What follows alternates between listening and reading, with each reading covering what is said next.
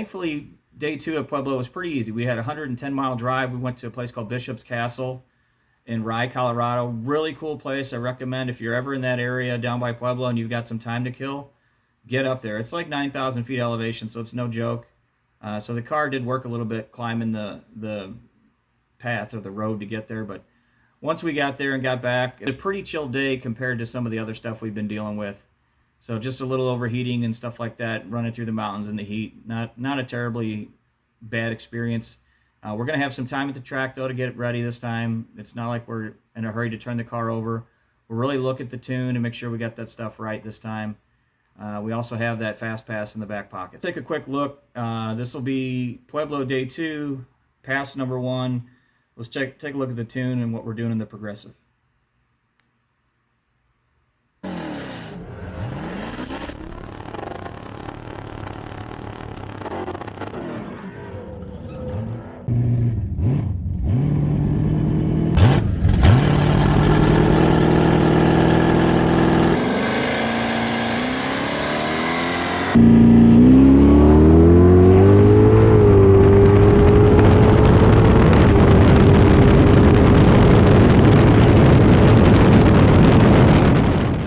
There we go. That's more like it. So this car actually got down the track pretty well this time.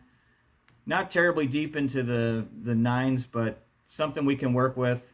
Given the elevation, I think it was a comfortable time, especially because how much we took out of the car. So this time we left the mid-pipes on, so that was something that I'd argued with the crew chief the day before, that we want to make sure this car gets down, right? Now, we're going to make another pass. We're going to use our fast pass because although we raced the gentleman who's fighting us for 3rd place, there's still some time left, and we want to try to get this over with and done so we can get back to the hotel and get some rest because it's going to be a long drive day. So we're going to take another lick. This is our fast pass, and let's have a quick look at the tune. We did just a little tweaking on this.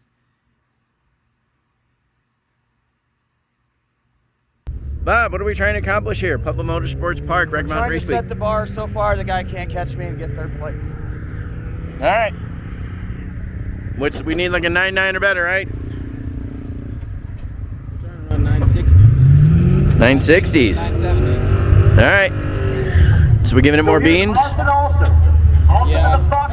up to 20% off the hit, 1.8 second ramp.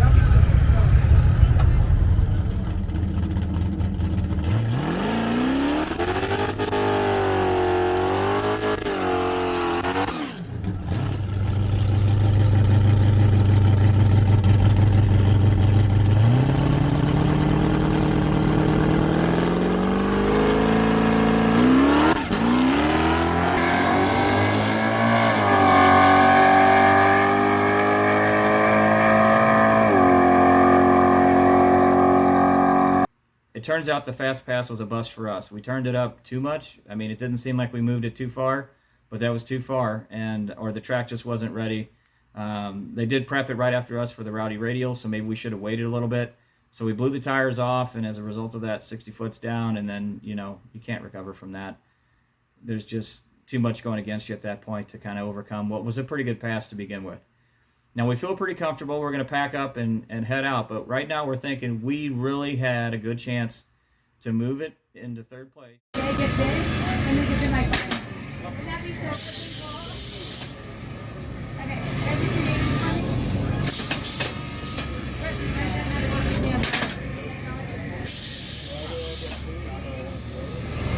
need a phone number?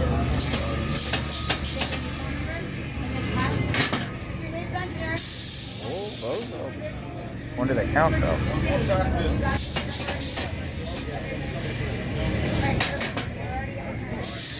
$204.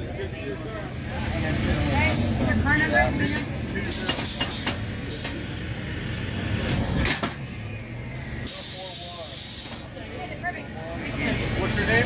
I got you. Day 5, race day 5 of Rocky Mountain 2023. We inadvertently made it into the quick 32 shootout. So instead of just running NA today and doing bracket racing, I have to put it on kill, and we're going to work on that.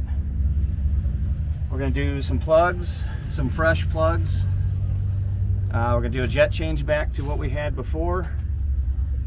and set the nitrous controller on a little softer hit and see if we can make it stick. And I think if we can make it stick, we'll at least make it a race.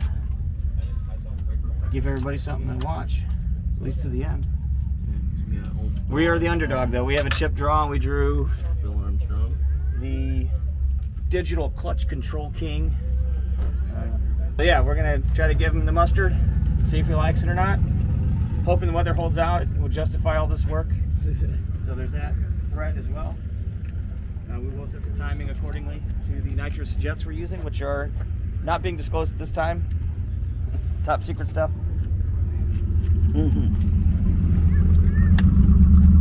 Bobby, let's check in with you. How's it going? How's the drive? Good. Not like other years where I just sleep through the whole drive. I actually have to navigate this year. Gotcha.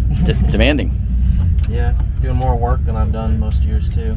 Don't just sit here and watch them. Is that a good thing or a bad thing? I feel like it's a good thing. Saves us some time. That didn't go as what I expected it to go. That Holden Monero going back to Australia. But the greatest trailer blowout on Rocky Mountain Racing history just happened here in 2023. Give it to him. Again, he put a transmission on this car just to do it.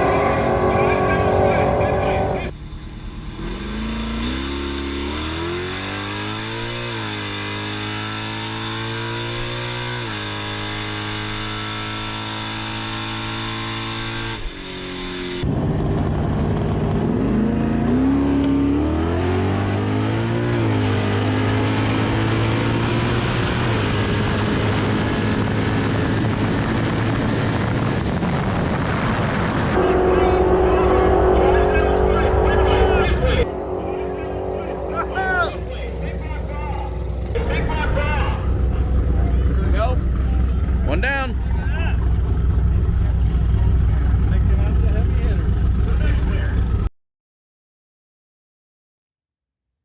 Boom! There it is, the old fist bump of victory. So yes, we pulled it off. Big upset.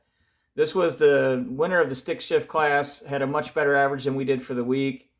We had a safe tune in it. Unfortunately, I don't have a screenshot of it already. I'll have to go back to the laptop or pull it back down from the controller and just see what it was. I don't think it was even 20% on the hit. We left the same jets we had at Bandamere and Pueblo. There was no secret sauce. We didn't do anything crazy and go with the bigger jets.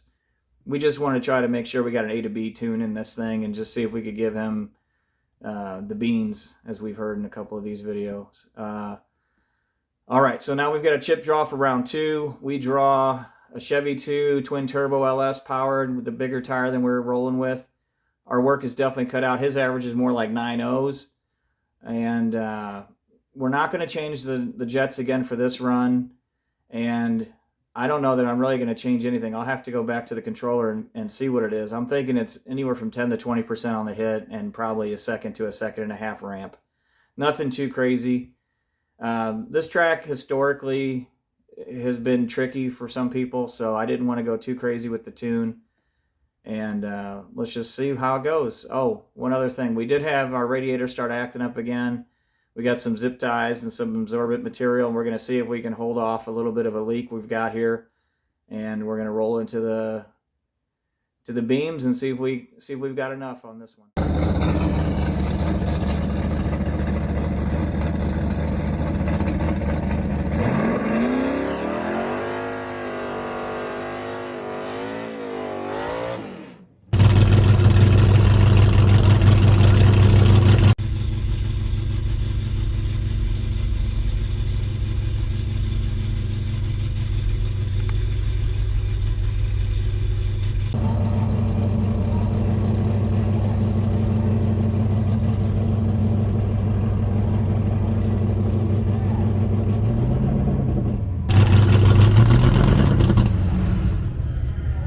Oh, it's just you.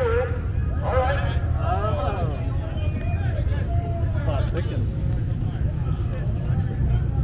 Okay. So just move and fire it back up. Okay. All right.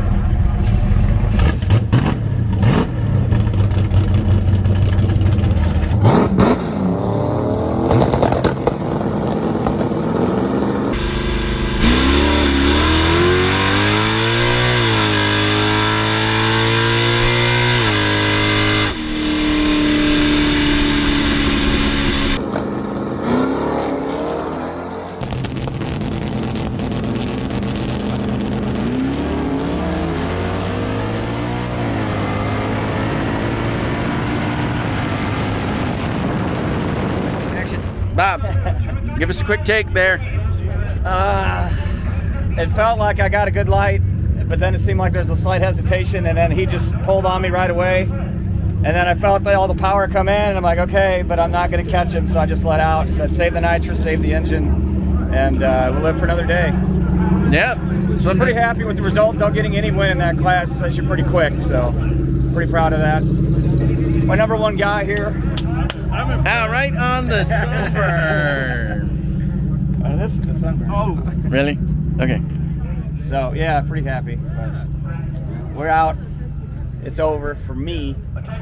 Other people I know are still in it, so we'll root them on as we load up. All right. Rocky Mountain Race Week 2023 1.0. Subscribe. Like and subscribe. Check out the merch store. Pass number 2 was not as good to us as pass number 1. Now, that's not to take anything away from the competition. He was going to probably beat us no matter what. We really didn't turn the car up enough, for sure, for this this particular person. And the other thing is we ended up leaving the air cleaner on. So I don't know how that's possible. I think we shut the hood or something while we're in the staging lanes. We had it on there. I used to have this little device that I just stick over the carb so like bugs and crap don't fly in it when we have the hood open, but I don't know where the hell I put it. So we had the air cleaner on and the hood shut, and we didn't realize that it wasn't even bolted on. It was just kind of laying on it. So the thing kind of coughed here in the beginning, and that was just enough for him to jump out like a car and a half. And then as the power for me ramped in, he got a real good start. His tire is a little bit bigger than mine. He can be a little more aggressive, and he, to his credit, didn't take it easy on the line and just pour it on like a lot of turbo cars do. He got off the line, he got moving right away. So I see him about 330, and I'm like, I'm moving, but I'm not going to catch him. By 660, I went ahead and let off. With the radiator being dumb, I don't want to gush anything out on the track and make a mess. There's some weather moving in. We did get this second race in, though, before that happened. But everybody survived. The car survived. And we'll live to race another day. And we're going to go to the awards. We did find out we absolutely finished third. And this is going to be one of the coolest trophies on my wall.